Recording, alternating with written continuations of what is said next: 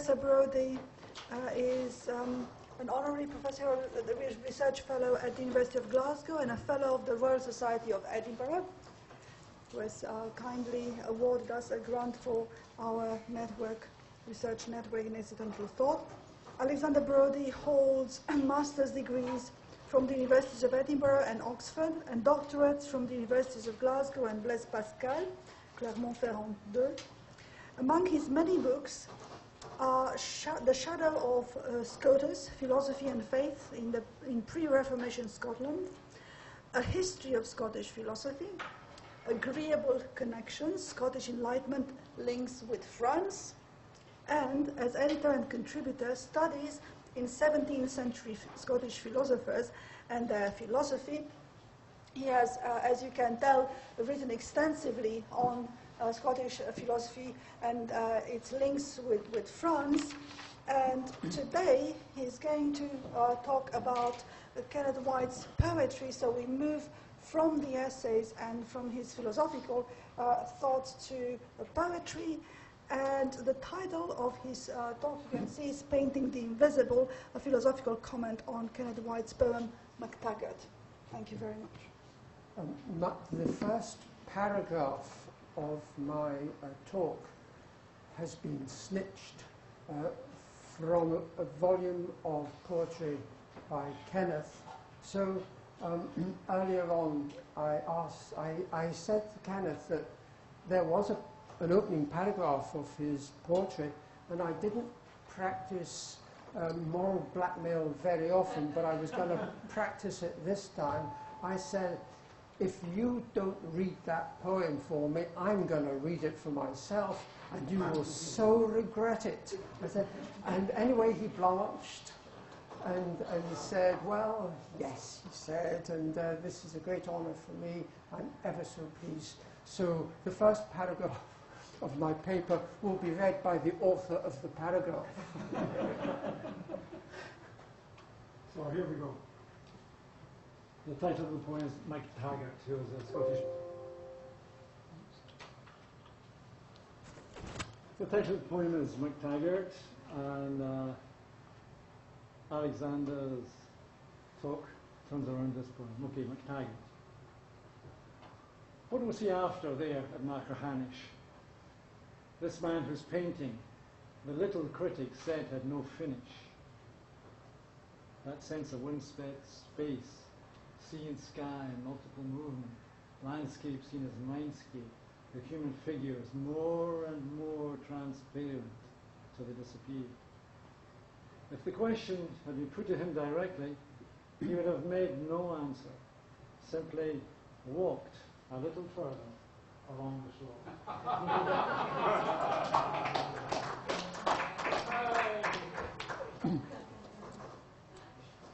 I feel I should stop at this point. Okay. The Scottish painter William MacTaggart was born in the southwestern peninsula of Kintyre, not far from Machrihanish, a small settlement on the Atlantic coast. Aged 16, he left Kintyre to attend the Trustees' Academy, forerunner of the Edinburgh College of Art. But onward to the end of his life, he returned frequently to Kintyre, and the shorescapes and seascapes that he painted there are without peer in the Scottish artistic canon. Kenneth White is at home in the ceaselessly changing theatre of nature in Kintyre, and arguably his entire collection entitled Walking the Coast can fairly be read in terms of his experiences at and around Machrihanish. In the poem entitled MacTaggart, those experiences are contracted down to a densely philosophical singularity. And here I shall indicate some of the philosophical themes I find in the poem. As well as thinking philosophically about MacTaggart, especially regarding the idea of painting the invisible, Yes, you heard correctly, peindre l'invisible. I shall also, for the purposes of establishing a comparator, turn to a consideration of Kandinsky, who is, partly through the work of Michel Henry, famously associated with the ideas of seeing and painting the invisible. The poem, whose unifying subject is what MacTaggart was seeking at Machrihanish, is in 3 sections. The first, composed of lines 1 to 3, asks a question, while quietly slipping in a barb against some of the painter's critics. The second section, lines 4 to 9, provides an answer. And the third section, lines 10 to 12, affirms that MacTaggart, even if asked directly, would have given no answer. The poem does not declare that the second section, the answer, represents what the painter would have said had he replied, but a clue that I wish to take up regarding the status of that second section is provided by the fact that it is in brackets. Brackets can play many roles, principally those of indicating that the enclosed information is supplementary or inessential to the principal point.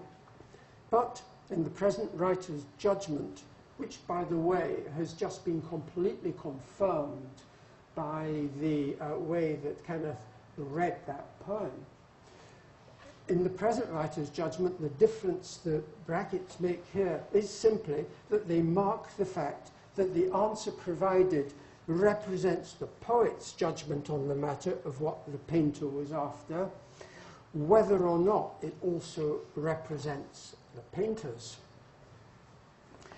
There is a sense in which a question is essentially incomplete, for it carries with it a space for an answer.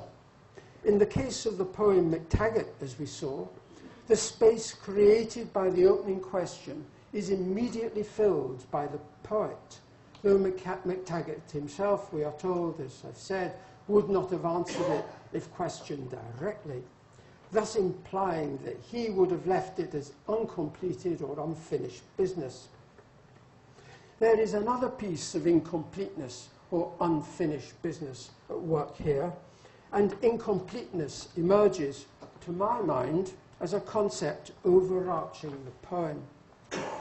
I have in mind the criticism made by the little critics that MacTaggart's painting had no finish, as if the work was still incomplete, with waves or boats and the seascapes partially painted, not so much a matter of primed or even unprimed canvas on display beside the pigment, but of a painting lacking the level of detail characteristic of the classical school. I have in mind Gavin Hamilton, Jacques-Louis David, and others, and therefore having more the appearance of a preliminary sketch, and therefore unfinished business, much as a question asked at the moment of asking is unfinished. So,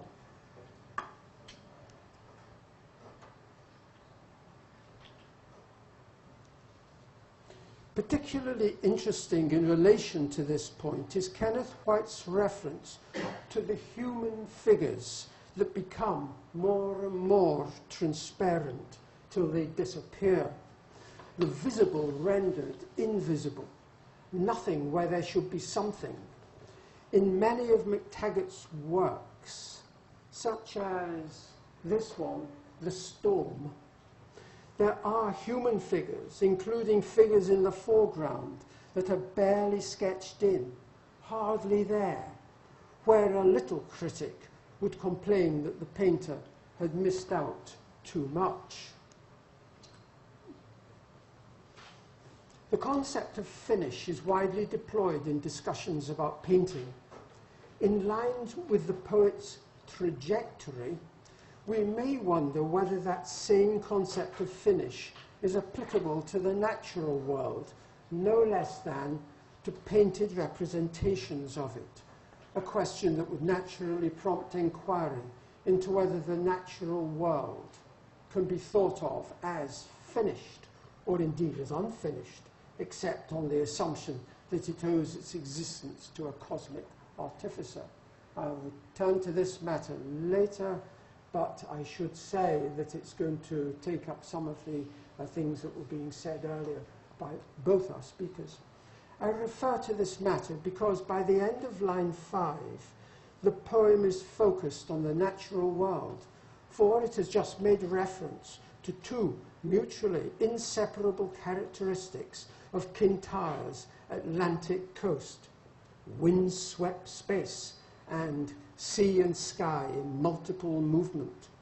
Nature in turmoil, because the waves and the clouds are windswept, to which a further feature will be added by the reference to human beings in all their frailty, who have been swept up into this relentless turmoil and are fighting to keep their bodies afloat.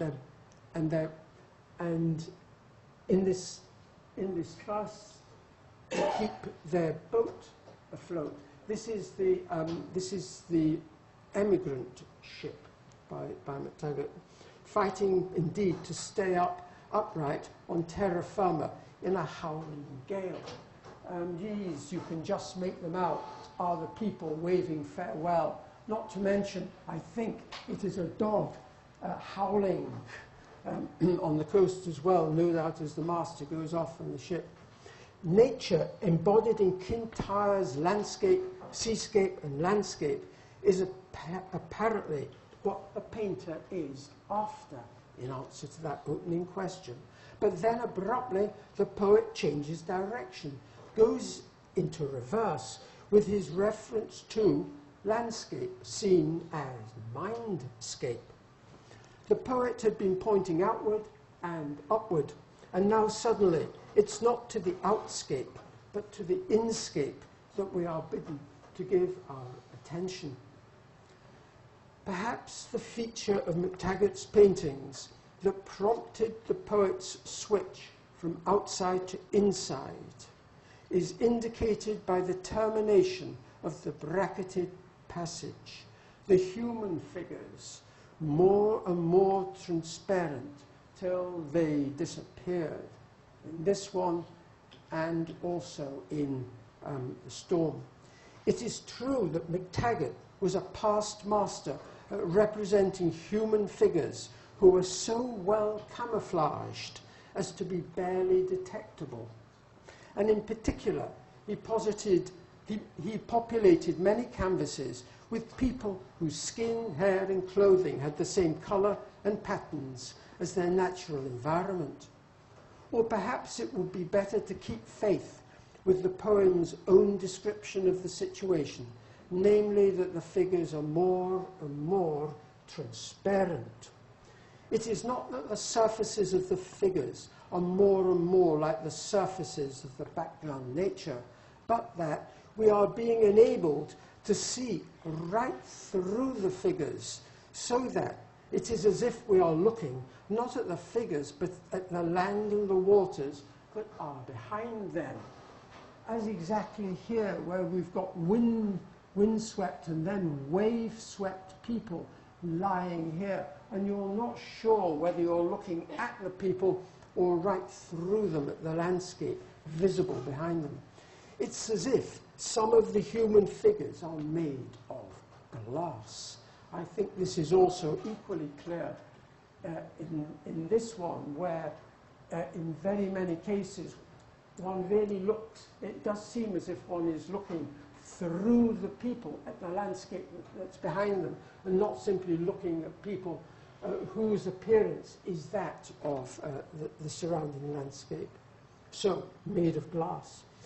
Indeed, in some paintings, the sequenced figures that are visible are marked by degrees of transparency. And we also have a sense in The Storm, and that hymn to Scottish nomadism, the sailing of the emigrant ship, that other figures are there, so transparent as to be wholly invisible. And as regards those who are barely visible, including the bereft dog, whom we see in the sailing of the emigrant ship, all of them are directing our attention here to the ship which is itself about to disappear, taking with it its cargo of emigrants, nomads. The painting is about the disappearance of people, once settled, who are about to start a new life as nomads. We know of their presence on the boat, but our imagination does much of the work in enabling us to claim that knowledge.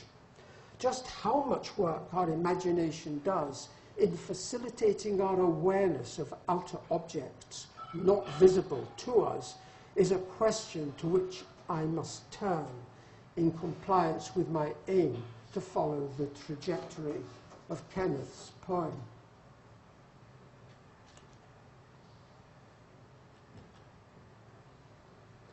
In discussing the question of the relation between inside and outside, and in particular in explaining how cognitive contact with the outside is made, one way forward would be to focus on the outside's impact on the inside.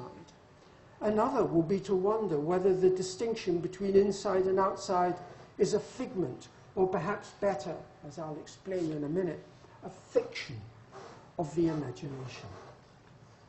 The former approach, from out to in, the out impacting on in several versions long dominated European philosophical reflection and may be thought of as the Aristotelian Thomist approach. The latter approach is a specifically Scottish narrative invented in a moment of magic by David Hume. I should like to attend briefly to these two approaches on account of their bearing on Kenneth's conceptually packed line, landscape seen as mindscape. One answer to the question, what is it that makes a thought of X a thought of an X? One answer to this question, what makes a thought of an X a thought of an X, is that it's exactly the same as what makes an X, namely a certain form. Thus, my thought of a human being is what it is because the thought has the form of a human being, and that same form is what informs the real, live human being, thereby making the human being the kind of being that he, she is. This is Aquinas' teaching, and it derives from his Aristotelian premises. Forms inform others, and forms inform an outer substance. And in coming to know the given outer substance, our minds become, in a sense, identical with it. That's the story. In this move from outside to inside, our minds do not become identical with the substance in respect of the materiality of the substance, but solely in respect of its form. Let us say, therefore, that in thinking about a natural substance, our minds are formally identical with what we are thinking about. But this formal identity must not be allowed to mask a metaphysical distinction between what is outside and what is inside. What is in the landscape and what is in the mindscape. For though the form informing the outer substance and the form informing the mind are the same form, the mode of being of that form is different in the two cases.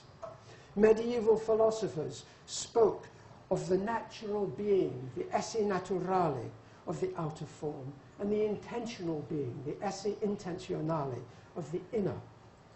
The difference between these two modes of being could hardly be greater. For something whose mode of being is intentional is held in being by the mind that is thinking it. And in the instant that that act of thinking ceases, so also does the object of that act.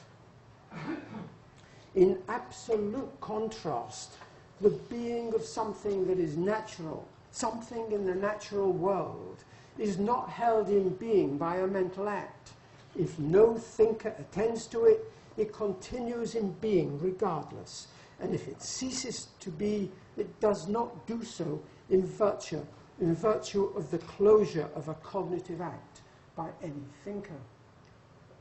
The Aristotelian Thomist story just narrated is more than any that against which the concept of landscape seen as mindscape should be understood.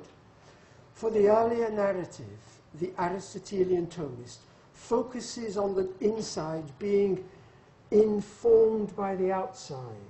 The outside provides the active principle and the mind provides the passive.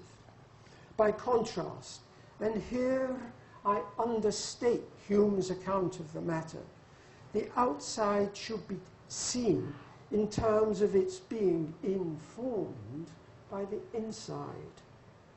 The mind is the active principle. For the mind is doing practically all the work in making the outside both what it is and also making it appear to us to be as it appears. Indeed, the phrase landscape seen as mindscape would have been an excellent title for the famous section of skepticism with regard to the senses in Hume's Treatise of Human Nature. The point may be made in terms of the concept of the direction of fit. With regard to the Aristotelian Thomist narrative, the mental picture of the world depends for its existence and its truth upon the outer world, which is the source of the information of the mind. What is in the mind fits what is outside and is thereby true. But with regard to the Humean narrative, the outside depends for its existence on the mind's formation of an idea, suitably complex, of a world, which is then externalized by means of the activity of imagination, with that outer world duly fitting the complex idea formed by the imagination.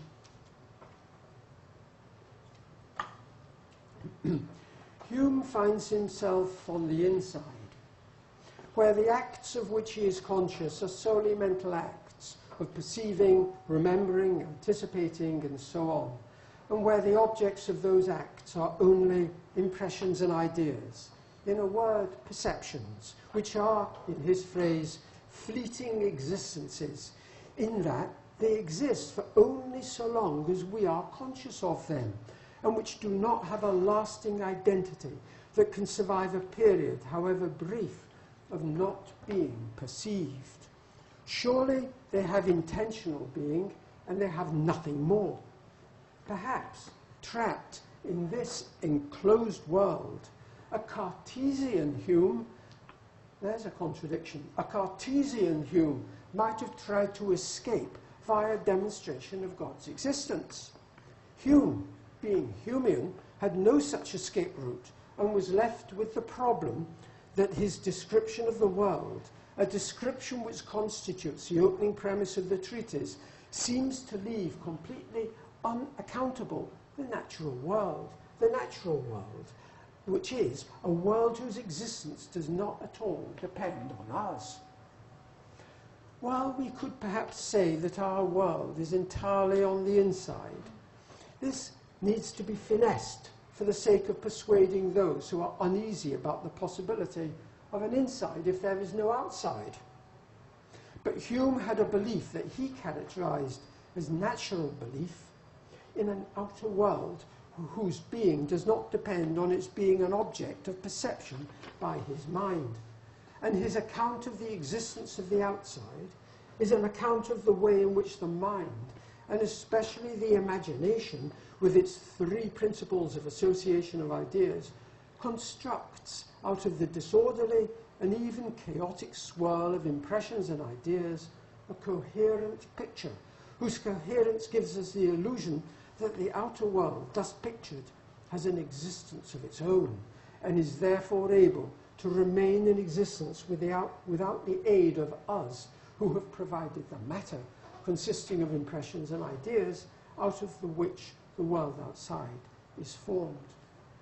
Well, I have just used the term illusion here to reflect Hume's repeated use of the term fiction in his account of the being of the world in which we live. Somewhat as an author writes a novel, we make the world outside, without even noticing that we are performing this cosmic act. Hume looked out upon the landscape of Scotland and saw it for what it really was, his own mindscape. But he also knew through philosophical reflection that it is a mindscape which he had detached from its moorings in his mind. Detached in this sense. Through the mind's own activity, its mindscape acquired an appearance of otherness in relation to the mind, an otherness that secured its appearance of independence from its creator, the independence indeed of a cosmos with its cosmic creator, the human creature whose world it is. In this context, as I've said elsewhere, I often think of the fact that when a human being, a friend of ours, dies, we have a sense that a whole world has died with that person, and the human metaphysical story explains that perfectly. Here then is one way of handling the contrast between the inner and the outer. It is a way that gives almost all the work to the mind in respect of the interpretation we must make of the swirling chaos of our impressions and ideas. The interpretative work itself consists principally in the construction by our imagination of a coherent world within which our simple impressions and ideas make a helpful contribution to the overall coherence of the picture. One way to understand this process or practice is to see how we read McTaggart's paintings of the human figures more and more transparent. Their high degree of transparency is no obstacle to knowing that it is the image of humans that we are looking at, and the presence of others so transparent as to be no longer visible is no obstacle to our sensing that there are indeed other human beings actually invisible in the paintings. This account of our search for coherence is readily recognizable from everyday practice, such as our practice of reading so much into a few words and a brief deportment by a stranger that we think ourselves able to reconstruct the outlines of his life and character on the basis of the almost nothing that we have seen of him and heard him say. The only difference from this practice is that this same operation a la Hume, when carried out on perceptions of the mind, brings our world, your world, my world, the world of each of us into being. A fictive world, because it's made, a fictive world, which by an act of mental dexterity, which we hide even from ourselves, we fondly imagine to be real. It is real, of course, but somewhat as the world portrayed in a novel is real. Of course, characters and their actions have to be credible, what we would expect of real human beings. But the novel as a whole is in large measure the product of imaginative activity. There is plainly a sense in which for Hume the inside has priority or primacy in its relation to the outside. I wish now to focus on a rather more modern version of this same priority. My purpose is to continue my unpacking of Kenneth's line, "The human figures more and more transparent till they disappeared," by marking a significant similarity between McTaggart and, if I may say so, my own favourite modern painter, Vasily Kandinsky in respect of the role of invisibility in their paintings, though I acknowledge also a most important difference between them in that same area.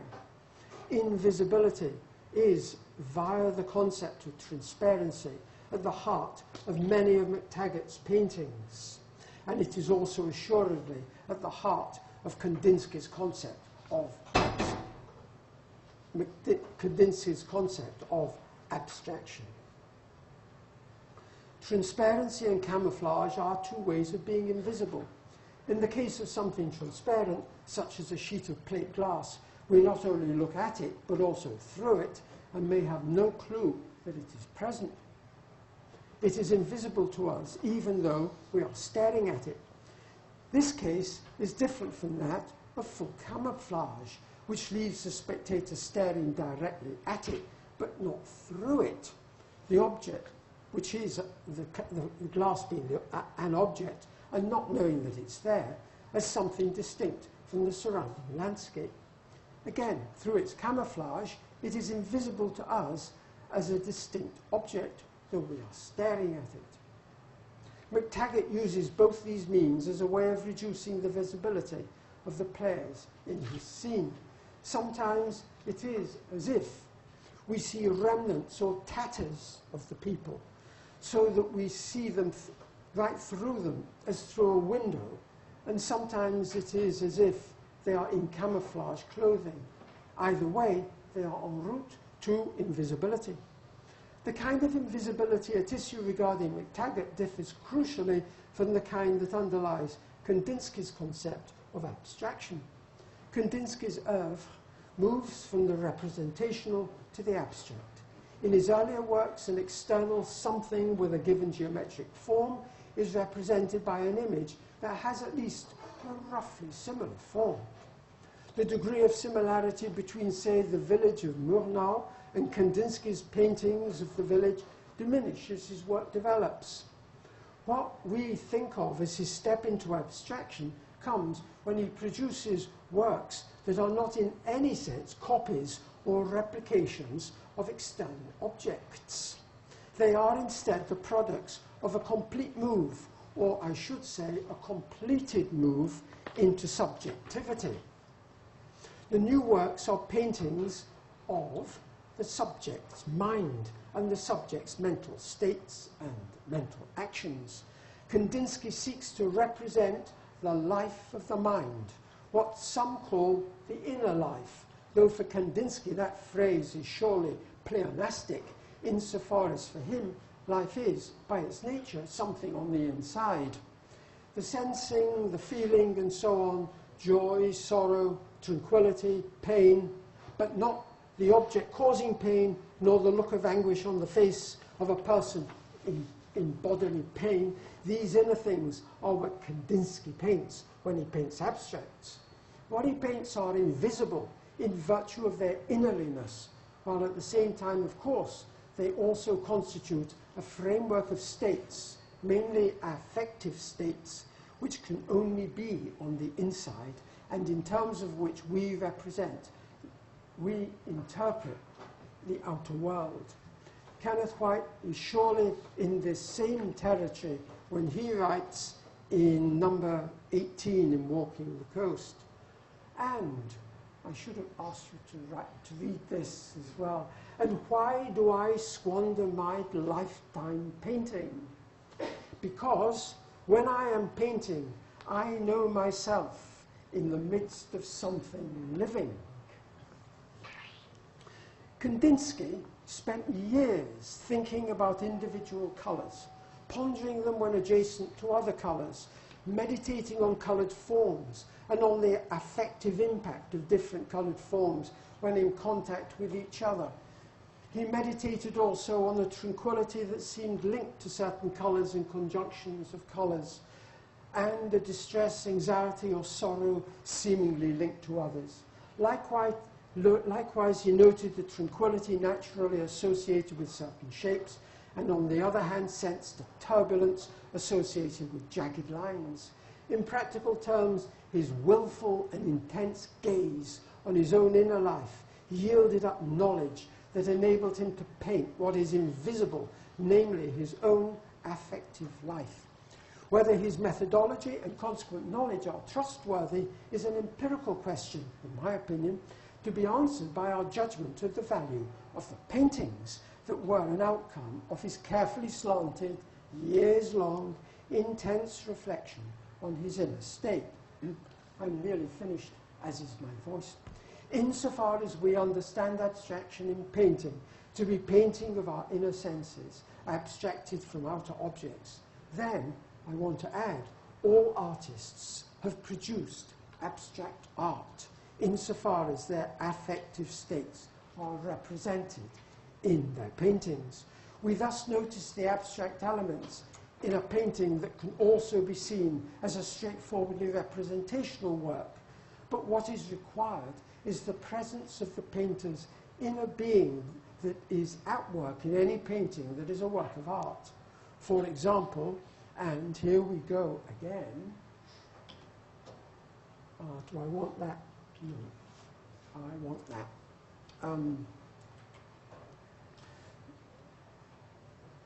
In the case of many of McTaggart's landscapes and seascapes, swathes of the paintings, perhaps paintings in their entirety, are abstract in that taken by themselves and without regard to what, if anything, they picture, they bespeak affective states of mind. Please note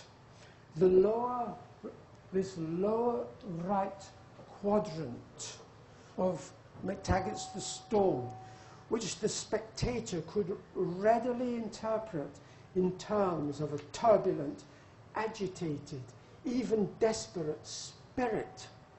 The quadrant, qua representational, is a likeness of a stormy sea, but qua abstract and bespeaking affective states of mind, it is not a